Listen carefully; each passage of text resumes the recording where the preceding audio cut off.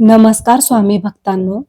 आपल्या प्रत्येकाच्या जीवनात कधी ना कधी अशी वेळ येते जेव्हा खूप प्रयत्न करूनही आपल्याला यश मिळत नाही. घरात पैसा टिकत नाही, मन शांत राहत नाही आणि सर्व काही असूनही काहीतरी कमी वाटतं. अशा वेळी स्वामी समर्थ माऊली आपल्याला एक साधा पण प्रभावी मार्ग दाखवतात. तो मार्ग म्हणजे कमळगठ्ठ्याची माळ. कमळगठ्ठा कमळगठ्ठा म्हणजे कमळांच्या फुलांच्या बिया. कमळ जे चिखलात वाढतं पण तरीही सुंदर आणि पवित्र राहतं.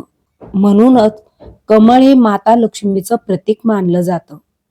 आणि त्याच कमळाच्या बियांची बनवलेली ही माळ आपल्या जीवनात सकारात्मक ऊर्जा आणते.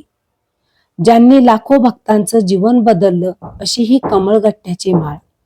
त्यांच्या नामस्मरणात कमळगठ्ठ्याची माळ वापरली तर त्याचा प्रभाव अधिक वाढतो. कारण ही माळ केवळ मण्यांची नसते, तर ती श्रद्धा, विश्वास आणि ऊर्जेची असते. कमळगठ्ठ्याची माळ वापरण्यापूर्वी काही गोष्ट लक्षात ठेवणं खूप महत्वाचं आहे. गुरुवार, शुक्रवार किंवा पौर्णिमा हा दिवस निवडा. त्या दिवशी माळ देवासमोर ठेवा, म्हणजे श्रीयंत्रासमोर ठेवा. त्यापूर्वी माळेला पंचोपचार पूजा करावी. माळेला हळद कुंकू लावावे. नंतर ही माळ श्रीयंत्रावर ठेवावी. धूप दीप लावून माता लक्ष्मीला आपल्या घरात राहण्यासाठी प्रार्थना करा. सकाळी लवकर उठा, स्नान करून स्वच्छ कपडे घाला. देवासमोर शांतपणे बसा. हातात माळ घ्या, डोळे बंद करा. आता प्रत्येक मण्यावर एक मंत्र म्हणा. तो मंत्र म्हणजे धन प्राप्त करण्यासाठी लक्ष्मी गायत्री मंत्र.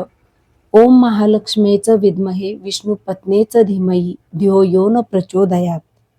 हा मंत्र किंवा कमलात्मक मंत्र म्हणा किंवा विष्णू गायत्री मंत्र म्हणा. जर तुम्ही ही माळ दररोज श्रद्धेने वापरली तर आपल्या जीवनात हळूहळू बदल दिसायला लागेल.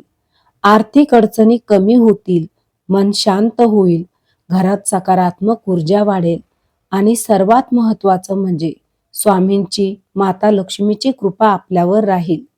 ही माळ खूप पवित्र आहे. ती कोणालाही देऊ नका, अपवित्र ठिकाणी ठेवू नका आणि जप करताना मन शांत ठेवा. स्वामी भक्तांनो, कमळगठ्ठ्याची माळ ही फक्त एक माळ नाही, ती आपल्या आयुष्यात शांती, समाधान आणि समृद्धी आणणारी एक शक्ती आहे. जर मनापासून आणि श्रद्धेने आपण जप केला तर माता लक्ष्मी आणि स्वामी समर्थ माऊली नक्कीच प्रसन्न होतात. व्हिडिओ आवडला असेल तर लाईक करा आणि आपल्या स्वामी सुसंवाद या चॅनलला सबस्क्राईब करा.